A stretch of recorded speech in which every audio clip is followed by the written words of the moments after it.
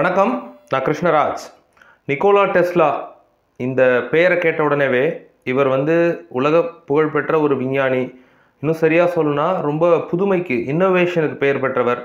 கடந்த நூற்றாண்டில் ரொம்ப தனித்தன்மை வாய்ந்த ரொம்ப யூனிக்கான ஒரு விஞ்ஞானி. இது எல்லாமே நமக்கு தெரியும். தாமஸ் ஆல்வா எடிசனுடைய சபார்டினேட்டாக இவர் இருந்த காலத்துக்கு முன்னாடியே இவருக்கு க்ரியேட்டிவாக சில விஷயங்கள், சயின்டிஃபிக்காக இவர் ஐடியாலஜி லெவலில் வச்சுருந்த விஷயங்கள் இன்றைக்கி ஒன்று ஒன்றா வெளிவந்து பல அதிர்வுகளை ஏற்படுத்துது. அப்படி ஒரு 2 விஷயத்தை பற்றி நான் பேச போகிறேன். அதில் முதல் விஷயம் நிக்கோலா டெஸ்லாவுடைய egg of Columbus, Tesla's egg of Columbus. So Columbus நமக்கு தெரியும், அமெரிக்காவை முதல்ல வெளி உலகத்துக்கு பிற உலகின் மற்ற பகுதிகளுக்கு தெரியப்படுத்திய ஒரு எக்ஸ்ப்ளோரர் அப்படின்னு நமக்கு தெரியுது.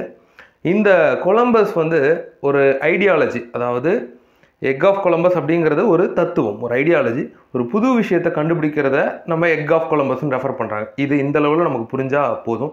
அவர் காலத்தில் ஒரு புது ட்ரேட் ரூட்டை உருவாக்குறதுக்காக Columbus egg egg of Columbus அப்படிங்கிற ஒரு விஷயத்தை ரெஃபர் பண்ணியிருக்காரு. இது இந்த அளவில் இந்த தத்துவம் நமக்கு புரிஞ்சால் போதும். ஆனால் இதுக்கும் டெஸ்லாவுக்கும் என்ன சம்மந்தம்? டெஸ்லாங்கிறவர் போன நூற்றாண்டில் வாழ்ந்த ஒரு விஞ்ஞானி, சயின்டிஸ்ட். ஸோ இவருடைய க்ரியேட்டிவிட்டியில் பல விஷயங்கள் இருக்குது. டெத் ரேவை பற்றி நம்ம சேனலில் டிஸ்கஸ் பண்ணியிருக்கோம். அப்புறம் வயர்லெஸ் இன்டர்நெட், இன்றைக்கி நம்ம சேட்டலைட்ஸ் மூலமாகவும் உலகெங்கிலும் இருக்கக்கூடிய பல கம்ப்யூட்டர்ஸுடைய தொடர் வலை அப்படின்னு சொல்லலாம், வலை தொடர்பு, இணையம் அப்படின்னு சொல்கிறோம் இல்லையா?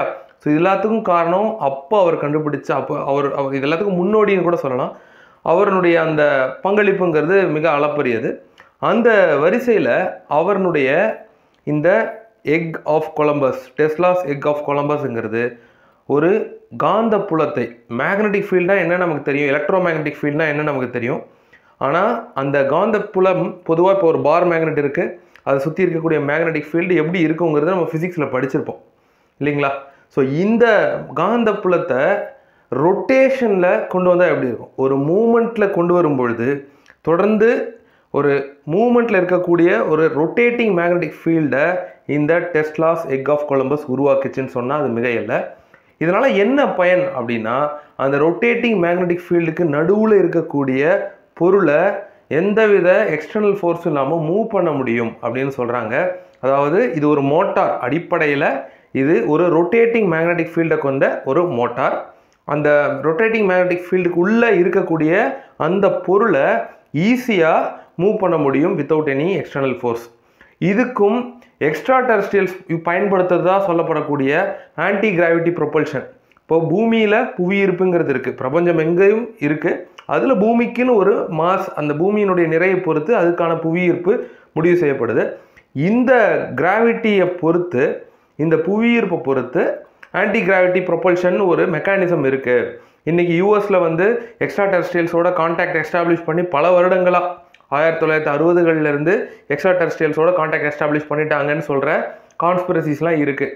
அந்த சர்ச்சைகளும் நம்ம இந்த வீடியோவில் போக தேவையில்லை. ஆனால் அதே மாதிரி ஒரு டெக்னாலஜி தான் இது. எக்ஸாக்டாக, அதாவது வெறும் ஒரு ஐடியாலஜியாக மட்டும் இல்லாமல் ஒரு டிவைஸாகவும் ஒரு கருவியாகவும் நிக்கோலா டெஸ்லா வச்சுருந்தாருங்கிறது. அதுக்கு பல ப்ரூஃப்ஸ் இருக்குது, பல பேட்டர்ன்ஸ் இருக்குது அப்படின்னு சொல்கிறாங்க. அவருடைய மரணம் ரொம்ப மர்மமான ஒரு முறையில் நடந்த ஒரு விஷயம். ஸோ அந்த அவரோட சேர்ந்து பல ரகசியங்கள் புதைக்கப்பட்டு விட்டதுன்னு சொல்கிறாங்க. ஸோ ஏன் இதெல்லாம் நம்ம சொல்கிறோம் அப்படின்னா, இதை பற்றி நிறைய பேர் பேசுகிறதில்ல. ஸோ இது ஒரு புது விஷயமாகவும் பட்டது. அட் த சேம் டைம் நீங்கள் இமேஜின் பண்ணி பாருங்கள், ஒரு ரொட்டேட்டிங் மேக்னெட்டிக் ஃபீல்டுங்கிறது இன்றைக்கி நம்ம 2024 இருக்கோம். இன்றைக்கி வேணால் இது ஒரு பெரிய விஷயம் இல்லாமல் போகலாம். அவர் கிட்டத்தட்ட 120 வருஷத்துக்கு முன்னாடி வாழ்ந்த ஒரு நபர். அவருடைய இளமை காலங்களில் அவர் ஒரு காலேஜ் போகக்கூடிய வயசில் இருக்கும்போது அவருக்கு தோன்றிய ஒரு விஷயத்தை அவர் ஒரு டிவைஸ் பண்ணி இந்த மாதிரியான ஒரு ரொட்டேட்டிங் மேக்னெட்டிக் ஃபீல்டை கொண்டு வந்திருக்காரு அப்படிங்கிறது அந்த காலத்தில் மிக ஆச்சரியமாக பார்க்கப்பட்ட ஒரு விஷயம். இது மட்டும் இல்லை, நிக்கோலா டெஸ்லா பற்றி நம்ம ஏற்கனவே நீங்கள் இந்த பிரபஞ்சத்தை பற்றின ரகசியத்தை நீங்கள் தெரிஞ்சுக்கணும் அப்படின்னா 3, 6 and 9 இந்த நம்பர்ஸ் பற்றின சிக்னிஃபிகன்ஸை நீங்கள் தெரிஞ்சுக்கணும் அப்படிங்கிற ஒரு விஷயத்தையும் அவர் சொல்லியிருக்காரு.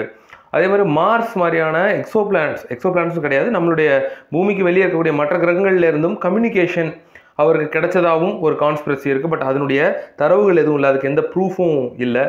அந்த மாதிரி என்னைக்கு வந்து சயின்ஸ் வந்து நான் ஃபிசிக்கல் ஃபினாமினாவை புரிஞ்சிக்குதோ அன்னைக்கு நம்ம மூளை வந்து எல்லைகள் அற்றதாக ஆகிடும். அதாவது நான் என்னுடைய மூளை வந்து ஒரு ரிசீவர் தான் இந்த பிரபஞ்சத்தில். ஸோ இதை நான் புரிஞ்சிக்கணுன்னா எனக்கு அந்த நான் ஃபிசிக்கல் ஃபினாமினான புரிஞ்சிக்கணும்னு கிட்டத்தட்ட ஸ்பிரிச்சுவலாகவும் இவர் நிறைய பேசியிருக்காரு. ஸ்பிரிச்சுவல்னு சொல்கிறத விட அறிவியலுக்கு அப்பாற்பட்ட விஷயங்களும் ஒரு விஞ்ஞானியின் குரல்லேருந்து ஒரு விஞ்ஞானியின் வாய்ஸ் அவுட்டில் வந்திருக்கிறது மிக ஆச்சரியமான ஒரு விஷயம். நான் 2 விஷயம் சொன்னேன். ஒன்று வந்து இந்த ரொட்டேட்டிங் மேக்னெட்டிக் ஃபீல்டு, இதை வந்து எக்ஸ்ட்ரா டெரஸ்ட்ரியல்ஸுடைய ஒரு டெக்னாலஜி, இந்த மாதிரியான நாலேஜ் வந்து அவருக்கு பூமிக்கு வெளியே இருந்து சிக்னல்ஸ் மூலமாக கிடைச்சதுன்னு சொல்கிறவங்களும் இருக்காங்க. It's open to you. உங்களுடைய கருத்து அது. நீங்கள் இதை பற்றி என்ன கருத்து நீங்கள் நினைக்கிறீங்க அப்படிங்கிறத கமெண்ட்ஸில் கொடுக்கலாம். 2வது விஷயம், இதுக்கு எந்த ப்ரூஃபும் கிடையாது. நிக்கோலா டெஸ்லானுடைய டெலிஃபோர்ஸ் அப்படிங்கிற ஒரு கான்செப்ட். டெலிஃபோர்ஸுங்கிறது செயற்கையாக பூகம்பங்களை ஏற்படுத்தக்கூடிய ஒரு கருவியை இவர் வைத்திருந்ததா ஒரு கான்ஸ்பிரசி இருக்குது. திரும்பவும் சொல்கிறேன், இது கான்ஸ்பிரசி தான். இதுக்கு எந்த டாக்குமெண்டேஷனும் இல்லை. நானே இதை பற்றி ஏற்கனவே நம்ம சேனலில் ஒரு 2-3 வருஷத்துக்கு முன்னாடி பேசினதா ஞாபகம். பட் சரியாக எக்ஸாக்டாக இதை பற்றி பேசினாங்கிறது துல்லியமாக எனக்கு ஞாபகம் இல்லை. ஸோ டெலிஃபோர்ஸை பொறுத்த வரைக்கும் உலகப்போரில் விஞ்ஞானிகளை கம்பல் பண்ணி இந்த மாதிரியான டெத் ரே டெலிஃபோர்ஸ் மாதிரியான ஆயுதங்களை தயாரிக்கிறதுக்கு சில வல்லாதிக்க நாடுகள், சில மேற்குலக நாடுகள் வந்து பணித்தது. ரொம்ப ஃபோர்ஸ் பண்ணி அவங்கள அந்த வேலை செய்ய சொன்னாங்க. அப்படிங்கிற ஒரு கான்செப்டில் இந்த டெலிஃபோர்ஸ் இயங்குச்சு. பட் சிஐஏ, அமெரிக்காவினுடைய உளவு நிறுவனம் சிஐஏ வந்து இதை வெளி உலகத்துக்கு மறுத்துருச்சு. இப்படி ஒரு விஷயமே இல்லைங்கிறத மறுத்துருச்சு அப்படின்னு சொல்லப்படுது. இப்போ டெலிஃபோர்ஸை பற்றி அதிகமாக தெரியல. ஆனால் முதல்ல சொன்ன அந்த டெஸ்லாஸ் எக் ஆஃப் கொலம்பஸ்ங்கிறது ரொம்பவே புது விஷயம். இதை பற்றி நீங்கள் தெரிஞ்சுக்கணுன்னா கூகுள் பண்ணி பாருங்கள், டெஸ்லாஸ் எக் ஆஃப் கொலம்பஸ்னு. எக் ஆஃப் கொலம்பஸ்ங்கிறது நான் சொன்ன மாதிரி ஒரு தனி கான்செப்ட். கொலம்பஸ் அப்போது இருந்த ட்ரேட் ரூட்டை தாண்டி புதுசாக ஒரு ட்ரேட் ரூட்டை கண்டுபிடிக்கிறதுக்கு, ஒரு புதுமையான ஒரு வழியை கண்டுபிடிக்கிறதுக்கு இந்த எக் ஆஃப் கொலம்பஸ்ங்கிற அந்த ஃப்ரேஸை வந்து யூஸ் பண்ணாங்க. அதே வகையில் இது வரைக்கும் யாரும் அறிவியலாளர்களால், குறிப்பாக ஃபிசிசிஸ்டால் புரிஞ்சிக்க முடியாத வகையில் ஒரு ரொட்டேட்டிங் மேக்னெட்டிக் ஃபீல்டை உருவாக்குன டெஸ்லா, அதுக்கு டெஸ்லாஸ் எக் ஆஃப் கொலம்பஸ் அப்படின்னு பேர் வச்சார். இந்த டெஸ்லாஸ் எக் ஆஃப் கொலம்பஸ்ங்கிறது யூஎஃப்ஓஸுடைய மெக்கானிசமாக இருக்கலாம் அப்படின்னு சொல்கிறாங்க. திரும்பவும் சொல்கிறேன், இது ஒரு கியூரியாசிட்டி லெவல் தான். இது வந்து நமக்கு 100% தெரியாது. இன்னொரு சிந்தனையை தோன்றும் புது காணொளியில் சந்திப்போம். நன்றி.